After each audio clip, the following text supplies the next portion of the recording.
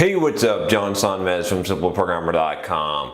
So I'm messing with the lighting in here. I just got some lights. I've got these track lights, and I just replaced the bulbs with bright white. But I think that they're a little bit too focused, and I probably need something more spotlightish, a wider beam. So yeah, I'm trying to adjust these things. I don't know. I thought this was going to be easy, but no. Nothing is easy, so I don't know. We'll see. I mean, this light is kind of cool. Like, it makes me look super ripped because it's coming right down. I mean, I am pretty ripped, but yeah, I'm kind of liking that. Like that side there, it's like the perfect light. Anyway, enough about that. Let's talk about what I'm going to talk about today in this video, which is China. Oh, China, land of controversy on the Simple Programmer YouTube channel. I'm not going to bring up the controversy. If you know about it, just consider yourself an insider. But what I want to talk about is what someone had asked me in the Facebook group, which is what technology considerations to make, what kind of things to bring on a trip to China, since I went to China. So you can check out, if you're wondering what I'm talking about, the Facebook group, you can check out the Patreon campaign where I do have a sign up there. And if you support the YouTube channel, you can also gain access to the Facebook group, which is a pretty awesome group. A lot of awesome people in there. Now, if you're curious about my trip to China, you can of course check out the video there. Yeah, I know, lovely thumbnail. I've heard it. Trust me, I've heard it all. So anyway, but I'm not here to talk about that. What I want to talk about is what do you bring? What are the considerations? What kind of things should you bring into China? So, if you're not aware, China has what is known as the Great Firewall. So essentially, they block internet, a lot of sites, right? Like Google, Facebook, things like that. Facebook might be changing. Maybe by the time you're watching this video, Facebook isn't blocked on there. And China tends to have their own own services that mimic these, right? And they're actually pretty good. But as a developer or whatever, technologist, going to China, especially coming from the US, there's a few concerns, right? So I think one of the big concerns is that essentially, because it's a single party system, China is a communist government.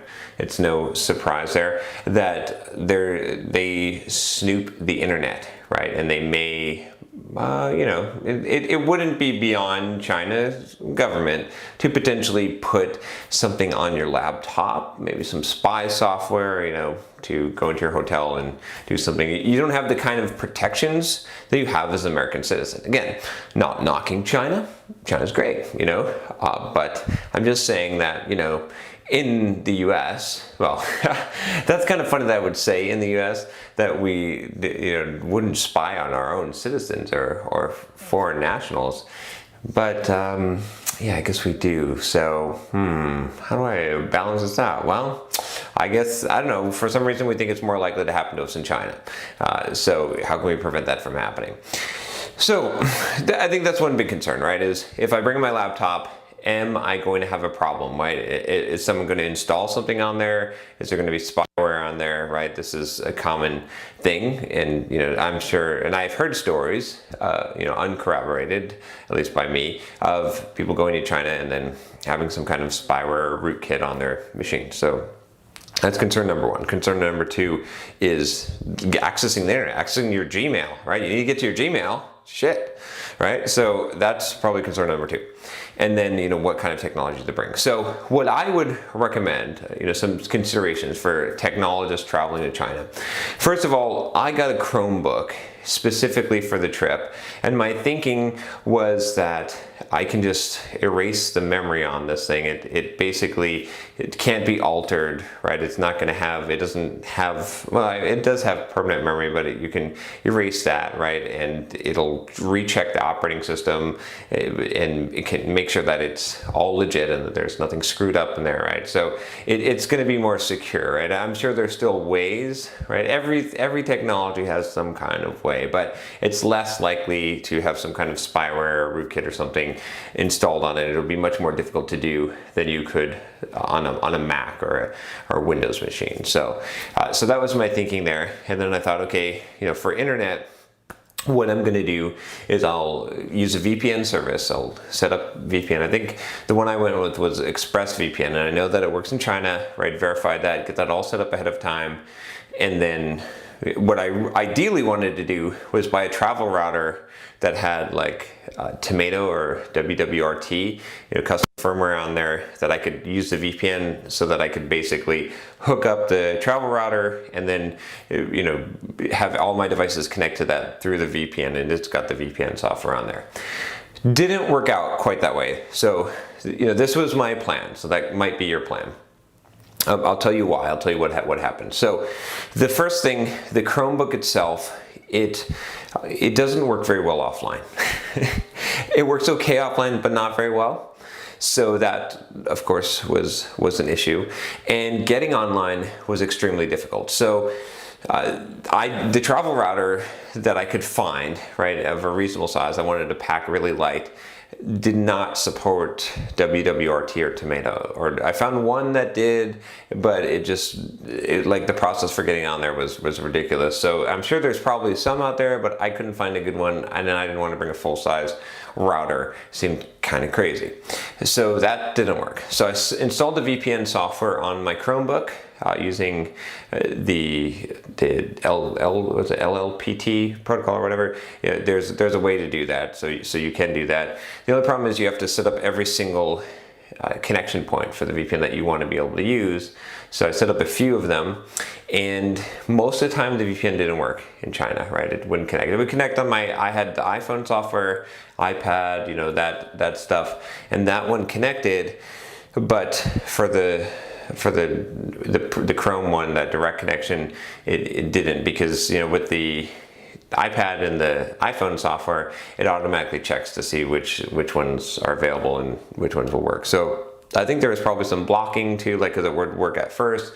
And then when I did get it to connect, the problem was that it was just so dang slow. I'm pretty sure that VPN connections in China are throttled.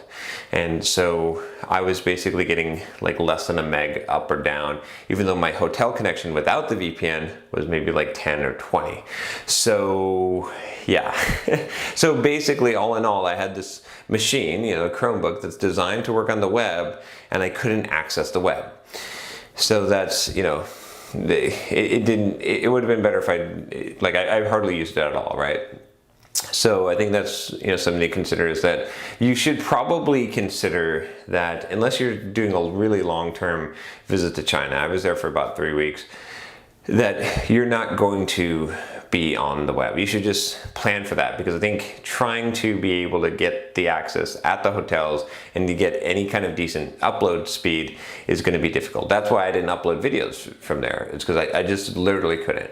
I did have one interesting thing though.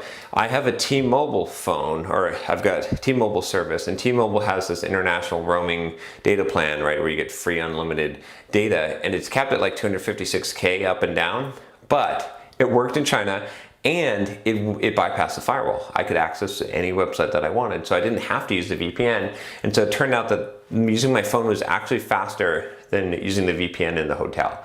So there you have it, and that's a simple solution for you.